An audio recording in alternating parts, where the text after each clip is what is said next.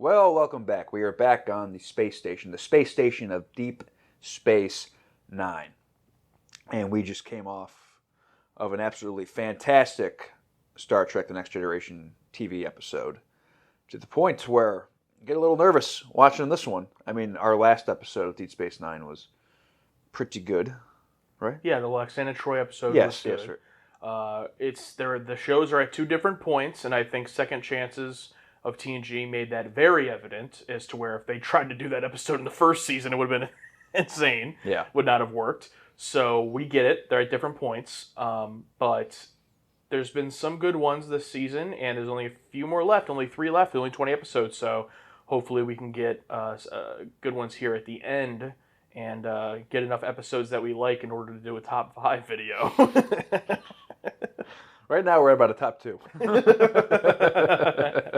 If this wasn't a Star Trek show and we were watching it for another reason, let's say this is just one of the sci-fi shows we've been recommended, all of our criticisms would be the same. Like, it's not, you know what I mean? Like, everything would be the same. But the fact that it's Star Trek, like, we're not giving up on this show after the first season. We're already locked in. Like, we're already committed. We have to watch it all. So it's like, I'm not going to hold back. We're not stopping. Like, we're not going to just stop watching this show for the first season. So I'm going to shit on it if I think it's not good, or I'm going to critique it, the things I don't like, because I'm hoping that the show will answer those things and get better as it goes along, just like TNG did, to our critiques. So that's also something that I think is a little bit different of, like, when we're watching Battlestar Galactica or The Expanse or something where we could give up at any time, maybe it's a bit more frustrating. I understand that. But it's like, we're already locked in, guys. We're going to watch the entire series. So if we're harsh on an episode and that annoys you, like, we're going to watch all 180 or whatever there are, of this show. So we'll get there. Yeah, and if all the YouTube fans didn't get mad at us and leave after some of our Battlestar Galactica reactions, we would have kept watching. We might watch that old one too, yeah. But no, you gave up.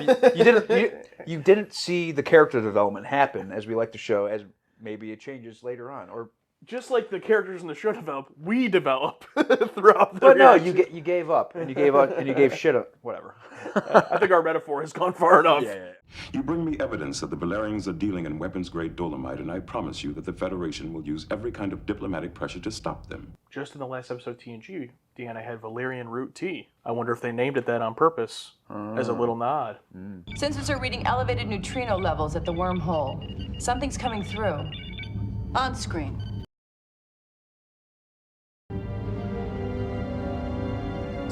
Here to Cisco. You better come out here. Is it a Klingon warbird? It's a Klingon vessel, Hey. Tokat. They weren't due back for another month. Open hailing frequencies. Oh, well, didn't last long. Something's interfering with the rematerialization process. Lock onto it with our transporter signal. Try boosting the annular containment field. You don't need to tell him what to do. He's been hit by weapons fire. It's severe. We've got to get him to cryostasis. Victory.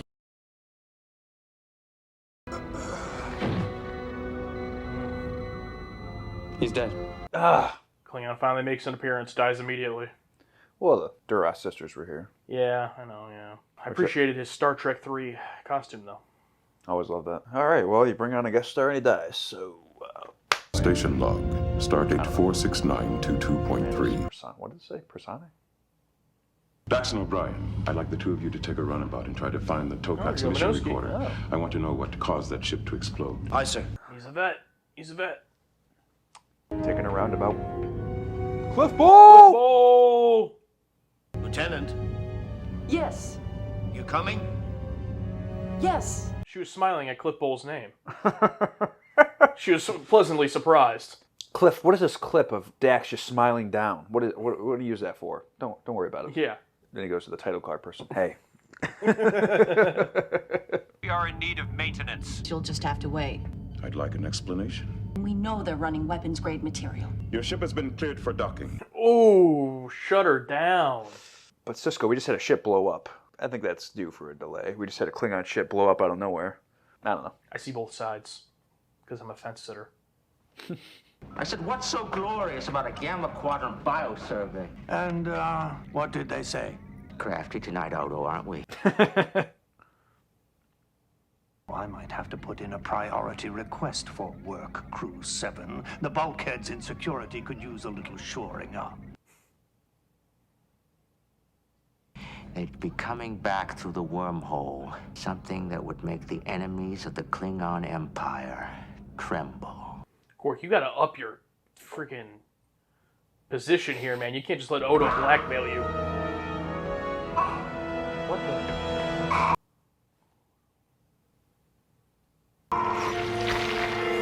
the? What the fuck was that? That was probably the most terrifying thing I've seen in this show. Yep. Oh my god. What if they just killed him off? I don't want to be on this show anymore. No, I'm gonna go film a movie. It's weird, are we still holding the shape?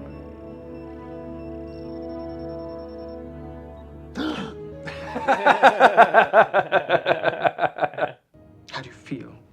Fine. Good. Because I have no way to know your body chemistry defies analysis.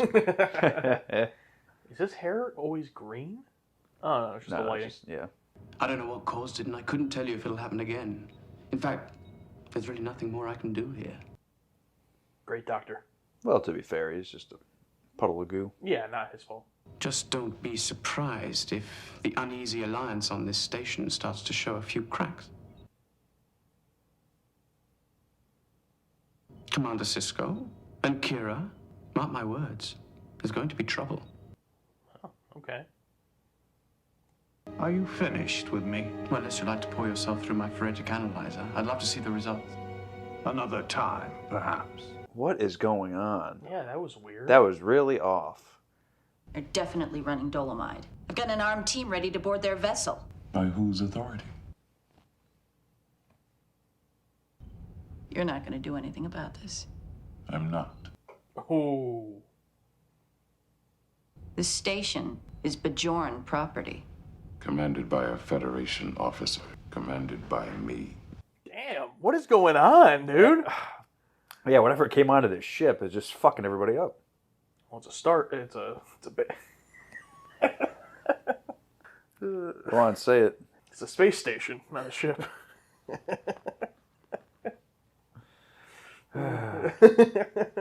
You've become quite friendly with Major Kira, haven't you?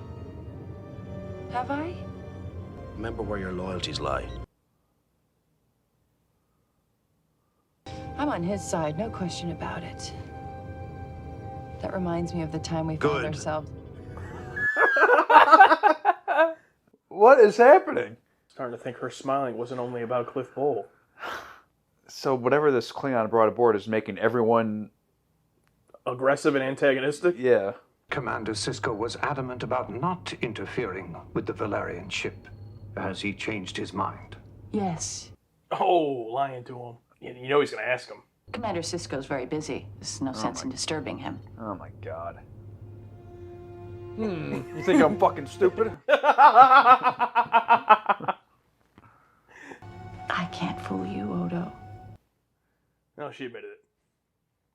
Forget it. Just remember who your friends are. I feel like Odo would definitely choose Cisco, by the way. Oh yeah. Personal log, Miles O'Brien. O'Brien log? We've managed to retrieve a portion of the Klingon officer's journal. Of course, Major Kira heard about it immediately. She must have spies everywhere. Oh. Even in the logs. This is just that 90s internet connection. Yeah. I've seen enough. There's more. I couldn't care less what happened to a Klingon ship. Oh. It might take some time. If you have to. The search itself is often reward enough. Do whatever you have to do. Don't bother me with it. I just love everyone being able to act, you know? It is nice. Finally get to do something and not be so robotic. Except for Quark. Quark's the only one that ever gets to actually have a character. Yeah. It's bright and sweet, much like yourself, Lieutenant. Oh! What can I do for you, Major? Get lost. Then, please. That drink does look good. It does. Not bad. For Quark. It is good. They're trying to riz each other up here? Or Kira's trying to riz her up? My disagreement with Cisco over the Valerians is no secret. You think it's just Dax and Odo who aren't affected? We're not very happy to see us. But Benjamin... You told me this story this morning. Oh. Okay, she's affected. The Admiral was a Vulcan. So during the presentation ceremony... Dax, we have to keep the Valerians here. I don't care about your backstory. I'm getting rid of Cisco. One way or the other. Don't force me to get rid of you as well. Damn. Would you like to join us? Let me go. Was she choking him? Oh! Good. Alright, so Jadzia's like very memory loss. Chief is all, you know. Kira's all want to kill Cisco. How? They're all just kind of aggressive. Dax is also talking weird, not like herself. Oh my god. Is this Nice. a Ferengi fashion I'm not aware of? He's ambulance chasing. She tried to convince Dax to take her side. It's time I had a talk with Cisco. It's just these two that are unaffected. Because, of course... I mean, Odo, of course, isn't affected, but Quark is interesting. Ferengi have odd ways to not be affected by Yeah, things. immunities. Yeah, yeah, you're right. immunities, Like with betazoids and stuff, yeah, so... Is that Captain Telpa? Die. Journal closed. Oh, it's like kind of driving them all mad, like they're gonna turn against each other? Yeah. I'll set it up so you can access it as it goes. Thank you, Chief. The Commander and I always try to make you happy.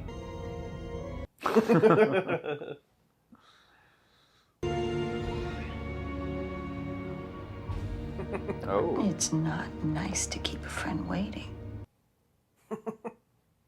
I need your help. I took care of the Valerians. Oh no. I trust you more than anyone on this station.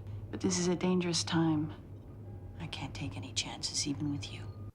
Ooh. I'll be counting on you.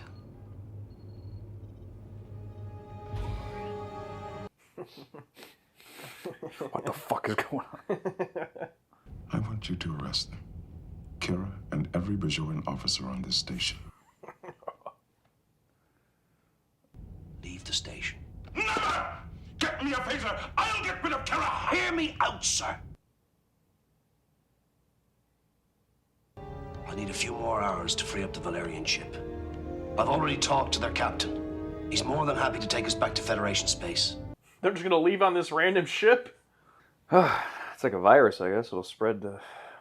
So, how are you? I take it you've completed your autopsy of the Klingon.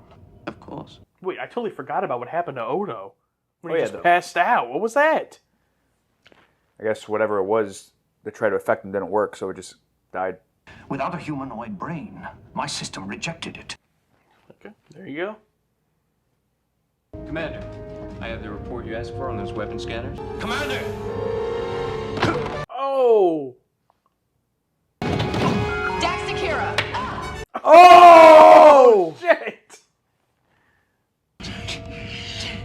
Is it Kira? Did Kira put you up to this? No! Nice. Oh.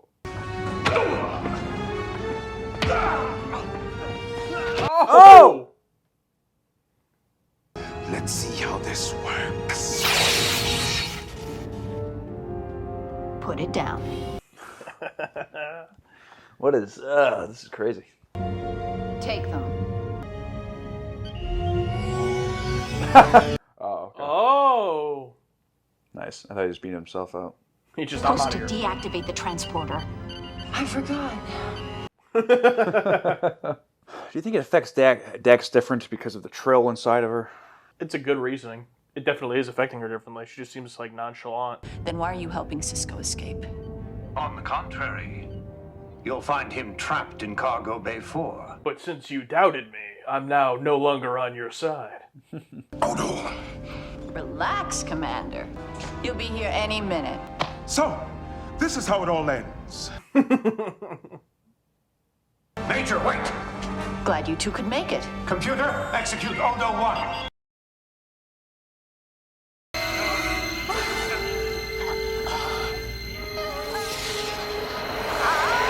heads start exploding.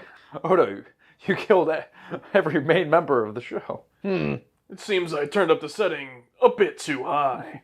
You're going to jail. Constable? Everybody grab hold of something secure! I'm going to blow out into space.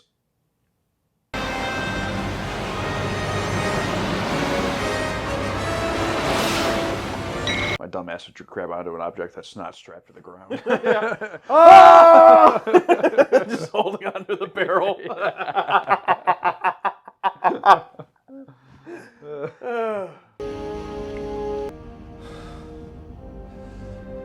Welcome back, everybody. Odo saves the day. Love it. Stardate 46924.5. With nothing to contain it, the telepathic matrix has dispersed in space. And now we can all go back to our robotic, monotone selves. Gotta be awkward. I'm sure they remember all of it. He still has his clock that he built.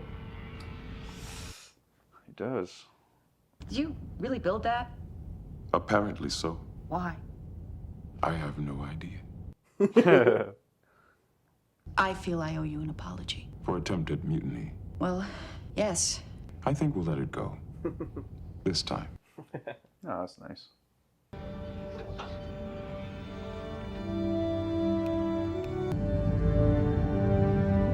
Wow, that's it. No, little maybe ending there. Oh, at the end there, yeah. What if Chief walked in? I have an idea to take down Kira. Yeah. Where it just pans over and he was standing in the corner the whole time. She won't get away for long, sir. We just watched Dramatis Persona or something like that. Or something like that. I don't know. Anyway, we're going to talk about it. But first, our whiteboard reactions. Well, I wrote, the actors got to act. It was fine. Yes, I put, it's good for Deep Space Nine Season 1. Ooh, that's going to make some people mad. Why? I feel like, am I wrong? You can say it. You can like. Are you going to tell me that I'm wrong, Doug? What's that from? I'll show you later. I don't know. Watching this one, I was kind of able to tell, okay, this Klingon brought something aboard. It's going to affect everyone in the crew. Odo's not affected. Odo figures it out. Days saved.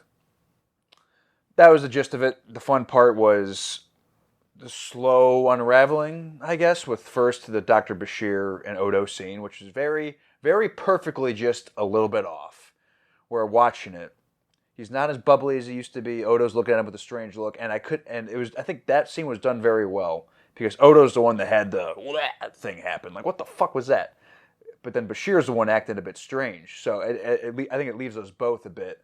Who's the one acting strange here? Because usually Odo's very, very confident with what he's saying, and then Bashir's talking about Kira Cisco politics, and it leaves them both in a different state of what's going on. And then I think it does a very good job of revealing everyone else. But once everything's figured out and we know what the solution has to be, then I think it loses steam. But a good mystery is always good in my opinion. Yeah, we were talking about something off camera while setting up the discussion set here, and I had said that it feels like with a lot of these episodes, they'd be better off as half-an-hour episodes rather than hour-long, because it feels like a lot of the stories so far, whether they're reused TNG scripts that didn't get made or whatever the case is that like they're very simple stories, and then they just kind of like stretch them. And I felt that here. The episode is at its best when it's just starting. These characters are interacting in just slightly different, odd ways than they usually do, and you don't know what's going on. You can kind of guess it probably has to do with this Klingon. It probably has to do with, this and that. Once it even starts to be revealed, like once you can even start to guess, like when they start listening to the Klingon messages and you can barely hear what he's saying, but you can already put it together. He brought it to Deep Space Nine. Okay. It just becomes like a waiting game. But with that being said, it didn't make, like, the episode didn't become bad. I enjoyed it throughout, but it just became like, we have the answers, so now let's just see what fun we can have in these scenes. And the answers are, the answer is most of the fun was in the beginning, really. Like, Kira's first interaction with Odo, her interaction with Dax at the Promenade Bar, and with Quark, Bashir's interaction with Odo, the Chief's interaction with Dax on the shuttle. Like, all of these were kind of towards the first half of the episode, and those were all really fun and interesting. And then the second half just became this whole, like, now we have to solve the problem. Like, once it's full on Kira going to try to do the mutiny and Cisco, just being like crazy, which I did really enjoy. It was probably my favorite of Avery Brooks' performances so far, just getting to do something completely out of left field, and he relished it clearly. So I enjoyed that, but a lot of this episode was just like, yeah, for what we've seen so far from this show, yeah, it was better than a lot of episodes because we got to see the actors act, but that's, I'm not like, it's like, okay. Yeah. And, yeah.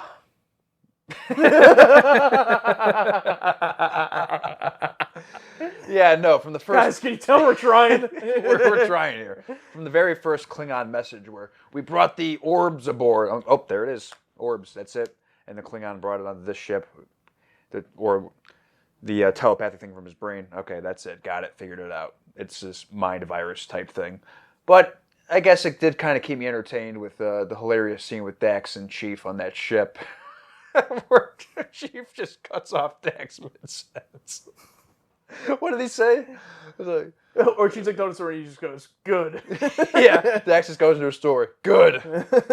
And then when he smacks her in the God, last act, yeah, so ridiculous. I guess I'm more fantasizing about the idea and mythos of this. Like, what does this represent? Is this a sort of cabin in the woods type deal where this idea of mutiny or fighting against each other, taking over, the assassination of Julius Caesar, or just regime taking over? Is this a metaphor on regime taking over, turning on itself over and over again, or it's always a line of succession of people turning on it, and that's what this orb thing, mind thing represents? It could, yeah. I'm just trying to give credit to this if it's not just a simple... it's Cliff Bole directing this, and direction was good. Joe Bonaski's also a writer, so I'm just wondering if there's a little something deeper of a story here of what does this represent? The pirate mindset or the conqueror mindset someone's always trying to take over. When Cisco was talking for a bit, I don't know, I was getting a little bit of Hitler vibes from like the Nazi regime, and then it's like, oh. Is that what you meant when you were like, who does that sound like? Yeah, I'm like, oh, once they find out there's more of them than us, I started, okay, is this a representation of a dictator, just like an authoritarian, an authoritarian regime, fascist regime. So I like when things can make me think about that. I might be looking too deep into it, but I like to give myself credit if that's what they were. I looked up the title to see what it meant, and it's a Latin phrase that means the persons of the drama or characters of the play. So it just means like the characters in the play, which. Okay.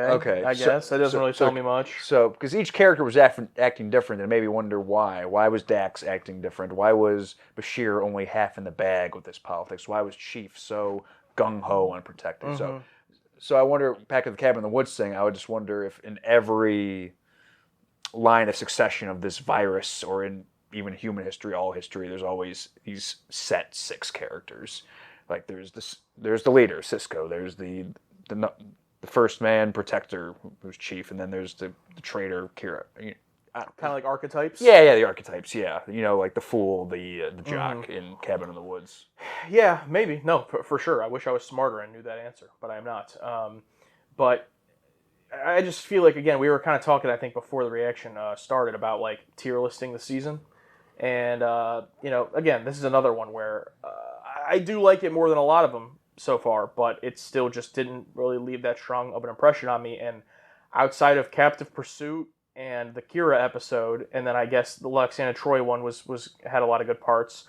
Not a lot of these episodes really left that high of an impression on me, and this one is kind of the same, where yes, there's stuff in here I enjoyed, but it's just kind of like at the end of the day, I'm grasping at straws to talk about it, and the worst parts is that I do actually really like these characters. Like, it's not a matter of I'm disinterested in the characters. It's like I want to learn more. In like a story like this, while it's fun to watch them act, what do we learn about any of these people?